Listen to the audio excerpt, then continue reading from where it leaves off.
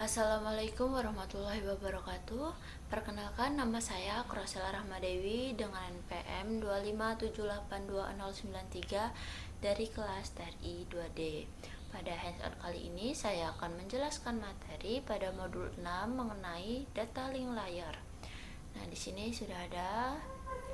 Nah, jadi pada 6.0.1, why should I take this module? Nah, jadi pada bagian yang kita bahas ini kan data layer. Nah, pada modul ini kita akan membahas cara kerja media akses, kontrol atau MAC, dan bagaimana data link layer mendukung komunikasi dalam jaringan. Nah, di sini langsung saja, di sini ada topiknya, yaitu purpose of the data link, topologis data link frame. Langsung ke 6.1, yaitu purpose of the data link layer. Jadi pada 6.1.1 ini the data link layer. Jadi data link layer itu adalah layer 2 pada model OSI yang bertugas menyiapkan data agar bisa dikirim melalui jaringan lokal. Nah, di sini ada fungsi utamanya, yaitu menghubungkan komunikasi antara NIC atau Network Interface Card. Nah, yang kedua, mengubah paket layer 3 menjadi frame layer 2. Kemudian mengirim frame antar perangkat dalam jaringan, melakukan error detection dan menolak data yang rusak. Nah, di sini terdapat 7 OSI layer. Yang pertama physical, data link, network, transfer, session, presentation, dan application. Nah, yang sedang kita bahas itu yaitu data link. The data link layers prepares network of data for the physical network. Jadi dia mengirim data ke jaringan melalui jaringan. Sini ada layer 2 dan layer 3. Kemudian ke 6.1.2. Oh, di sini ada contohnya juga, Deng. Nah, contohnya laptop mengirim data ke printer. Nah, data akan diubah menjadi frame lalu dikirim melalui switch hingga sampai ke printer. Nah, kenapa sih penting ini data link ini? Karena tanpa data link ini, maka IP harus menangani semua jenis media jaringan yang akan sangat rumit. Jadi dia akan rumit jika tidak ditangani oleh data link ini. Selanjutnya yaitu pada IEE 802 LAN atau MAN data link sublayer. Nah, data link layer ini dibagi menjadi 2 sublayer. Yang pertama ada Logical Link Control atau LEC dan Media Access Control atau MAC. Jadi LEC itu standar IEE 802.2. Nah, gunanya untuk menghubungkan software dengan hardware dan menentukan protokol layer 3 seperti IPv4 atau IPv6.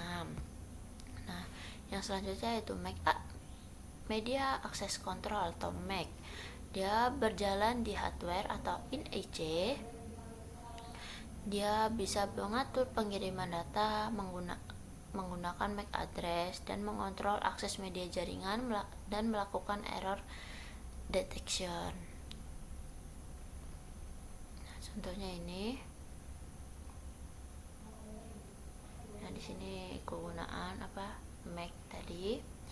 Kemudian yang selanjutnya ada providing access to media. Jadi setiap jaringan memiliki cara berbeda dalam menangani data. Contohnya seperti Ethernet LAN yang banyak perangkat berbagi media, kemudian serial link hanya 2 perangkat langsung. Nah, proses router itu dia menerima frame, kemudian membuka frame atau the encapsulation, kemudian melihat IP tujuan. Yang ketiga, yang selanjutnya yaitu membuat frame baru, dan yang kelima mengirim jaringan ke berikutnya. Jadi seperti ini contohnya. Tuh dia ke router, kemudian tujuan, kemudian membuka ke frame.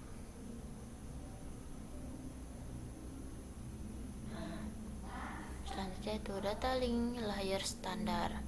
Nah, standar data link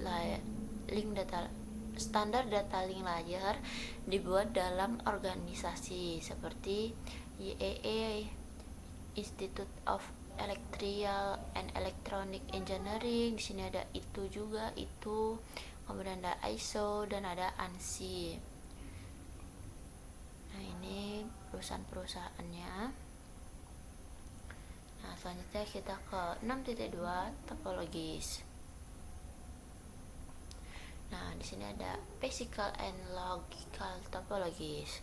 Jadi, physical topologis itu menunjukkan bentuk fisik jaringan seperti kabel, switch, dan router.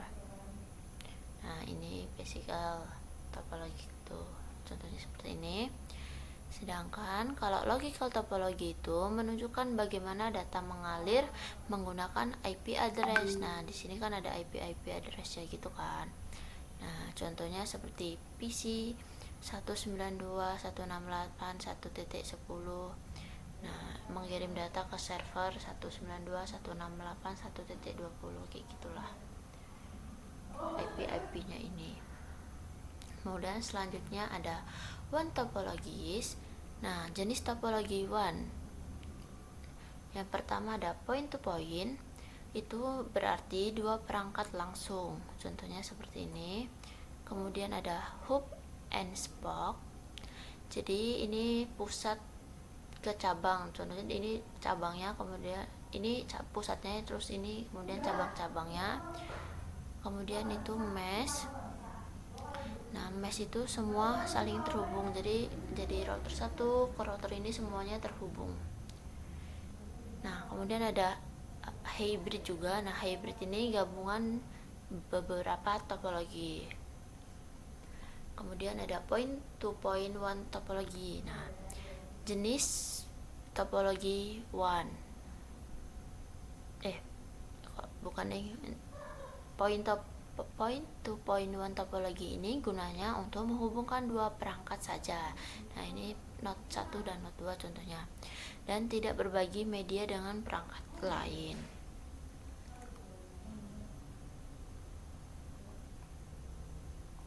Nah, selanjutnya ada LAN topologis. Di sini ada star topologi atau extended star. Semua perangkat terhubung ke switch pusat dan mudah digunakan dan diperluas. Nah, kalau star ini dia mudah digunakan dan diperluas. Kemudian di sini ada extended star topologi ini. Dia menghubungkan semuanya.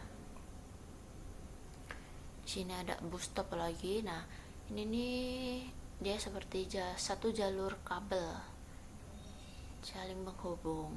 Kemudian ada ring topologi, itu berbentuk lingkaran yang saling terhubung juga dalam satu router ini. Kemudian selanjutnya ada half and full duplex communication. Nah, half duplex ini tuh dia tuh cuma bisa kirim atau terima saja. Contohnya wifi lama dan hub. Jadi dia cuma kirim dan menerima saja. Kemudian kalau full duplex ini nih kirim dan terima bersamaan. Contohnya sudah modem ini kita jalanin tuh, dia kirim sama nerimanya bersamaan. Tapi kalau yang half duplex ini dia ngirimnya sendiri-sendiri, cuma ngirim dan menerima saja. Kalau ini bersamaan. Kemudian ada access control methods. Nah, sini ada connection base, perangkat berebut akses jaringan. Contohnya dari CSMA atau CD ke Ethernet atau Ethernet lama ke CSMA CA atau WiFi. Nah, contohnya ini. Nah, control akses ini nih giliran pengguna media. Contohnya token ring ini.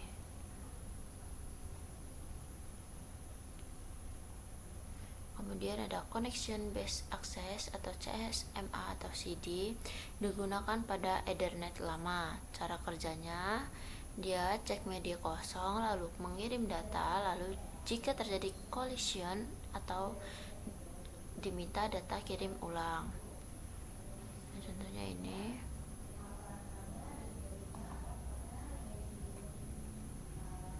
Kemudian ada CSMA atau CA, Connection Based Access, juga digunakan pada WiFi. Nah, ini cara bekerjanya itu dia mencegah collision dengan menunggu, lalu mengirim informasi waktu penggunaan media, dan menggunakan ACK untuk mengkonfirmasi. Nah, selanjutnya kita ke data Linux frame. Nah, yang pertama the frame. Jadi data layer 3 diubah menjadi frame layer 2. Struktur frame-nya itu ada header, data, dan trailer. Nah, contohnya seperti ini pada gambar ini. Kemudian frame files. Nah, isi frame terdiri dari frame start atau stop, kemudian addressing atau MAC, kemudian tipe IPv4 atau IPv6, kemudian control QoS, kemudian data, kemudian error detection. Nah, error detection ini dia menggunakan CRC dan disimpan dalam VCS. Kemudian data layer 2 address. Nah, MAC address. Nah, alamat fisik perangkat yang digunakan dalam jaringan lokal. Contohnya seperti PC, router, server. Nah, MAC address berubah di setiap hop, IP address tetap sama dari awal sampai tujuan. Contohnya itu host to router, router to host, gitu-gitu. Kemudian ada LAN and WAN frames. Jadi LAN itu Ethernet Wi-Fi 802.11 digunakan untuk jaringan lokal. Nah, sedangkan WAN itu PPP HDLC frame relay lama digantikan oleh Ethernet modern.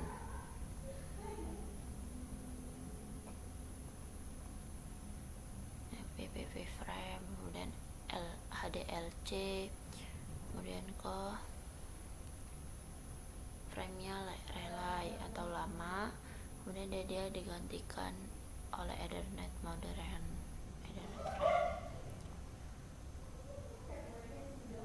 Nah, mungkin itu saja penjelasan dari saya mengenai data link layer. Nah, kesimpulannya, data link layer itu adalah lapisan penting dalam jaringan komputer yang mengatur pengiriman data dalam satu jaringan lokal. Nah, layer ini memastikan data dikirim dengan benar menggunakan frame, MAC address, dan control error. Jadi, sekian penjelasan tentang data link layer. Semoga video ini membantu memahami bagaimana data bekerja dalam jaringan komputer. Apabila ada salah kata, saya mohon maaf. Saya akhiri. Wassalamualaikum warahmatullahi wabarakatuh.